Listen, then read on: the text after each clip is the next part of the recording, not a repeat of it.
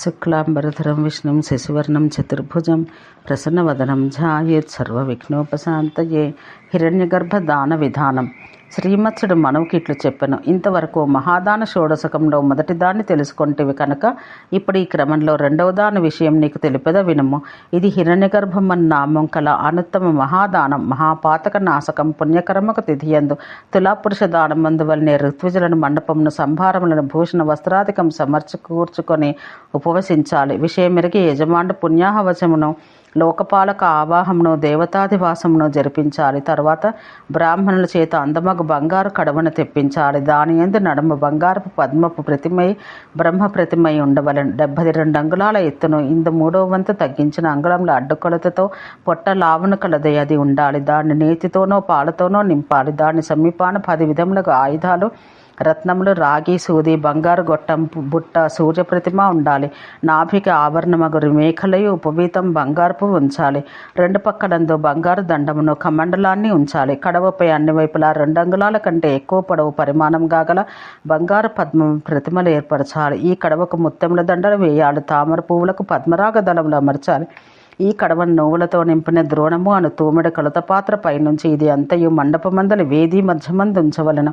తర్వాత మంగళకర వాద్య వేదధ్వనులతో యజమానుడు బ్రాహ్మణ శ్రేష్ఠులచే సర్వౌషధీ జలముతో స్నానం చేయించుకుని తెల్లని వస్త్రాలను పువ్వులను ధరించి సర్వాభరణ భూషితుడై దోసిట పువ్వులు పట్టుకొని ఈ చెప్పబో మంత్రం ఉచ్చరించాలి.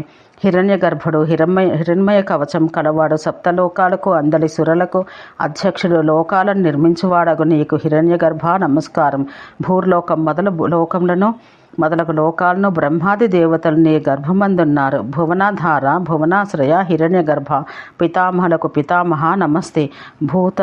భూతమందును ఉండు భూతాత్ముడవు పరుడవు నీవు కావున ఇట్లు నీవు అశేష దుఃఖ సంసార సాగరము నుండి నన్ను ఉద్ధరించుము. ఇట్లు హిరణ్య గర్భముని ఆమంత్రించి మండప మధ్యమును ప్రవేశించి ఉత్తరాముఖుడై కూర్చుండి ధర్మరాజును చతుర్ముఖుని పిడికిళ్లతో పట్టుకుని మోకాళ్ళ నడుమను తల ఉంచుకొని 5 ఉచ్ఛ్వాసములు జరపగా తర్వాత ద్విజపుంగవులు హిరణ్య గర్భునికి గర్భాధాన పుంసవన సీమంతోన్నయనం అనే 3 సంస్కారములు జరపవలను.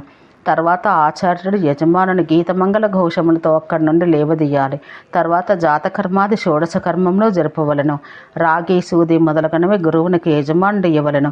తర్వాత ఓం నమో హిరణ్య గర్భాయ విశ్వగర్భాయ వై నమః చరాచరస్య జగతో గృహభూతాయ వై నమః అని ఈ మంత్రం పఠించాలి. హిరణ్య గర్భునికి, విశ్వగర్భునికి, చరాచర జగత్తుకు, గృహమగవానికి నీకు నమస్సు. శిరోత్తమ, నేను మొదట మనుష్య ధర్మములతోనే జనించి తిని కావున ఇప్పుడు నీ గర్భమందు జనించి నేను దివ్యదేహుడనయ్యదను.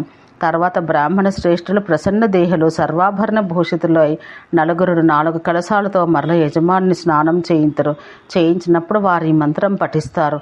కనకాసన మందు కూర్చున్నవాడవో ఇప్పుడే పుట్టినవాడవో నీ అంగములను మేము దేవస్యత్వ అను మంత్రంతో అభిషేకిస్తున్నాము. ఈ దివ్యదేహంతో చిరకాలం జీవించము, సుఖవి కమ్ము. తర్వాత విచక్షుండగు ఆ యజమానుడు హిరణ్య గర్భుని ప్రతిమను ఆ విప్రులకు వారిని అందరినీ సర్వభావంతో పూజ చేసి అందరికీ ఇతరులకు కూడా మరికొందరకు కాని గురుని అనుమతితో దానం చేయవలను. అచటి సర్వోపకరణాలు ఇంకను తనకు ప్రీతికరములకు పాదుకలు, చెప్పులు, ఛత్రం, పీఠం, పాత్రలు, గ్రామం, దేశం మొదలైనవి ఆచార్యునికి దానం చెయ్యాలి. ఈ విధానాన పుణ్యకర శుభదినాన హిరణ్య గర్భదానం చేయవాడు బ్రహ్మలోకమున పూజ్యుడగును. ఒక్కొక్క లోకపాలను లోకమందు ఒక్కొక్క మన్వంతర కాలం వసించును. 100 కోట్ల కల్పముల పాటు బ్రహ్మలోకమును వసించి పూజలు అందుకొనను. కలిదోష విముక్తుడై సిద్ధ సాధ్య పూజితుడై అమరలోక చెమ్మరి మృగముల నుండి ఏర్పడ్డ చామరమాలలతో అప్సరసుల చేత వీజింపబడుచుండును. తానొక్కడే 100 మంది తన పితరులను, బంధువులను, పుత్ర పౌత్రులను అనేకులను, నరక నిమగ్నులను కూడా తరింపజేయును. దీన్ని లెస్సగా చదువువాడు వినువాడు కూడా మధురాక్షస హంతయగు విష్ణువు వలె సర్వసిద్ధ పూజితుడగును. హిరణ్య గర్భ ప్రీతిగా ఈ దానం చేయువాడు జనులకు ఉత్తమ జ్ఞానము కూడా కలిగించును. విబుధ నాయకులకును నాయకుడగును. ఓం శాంతి శాంతి శాంతి.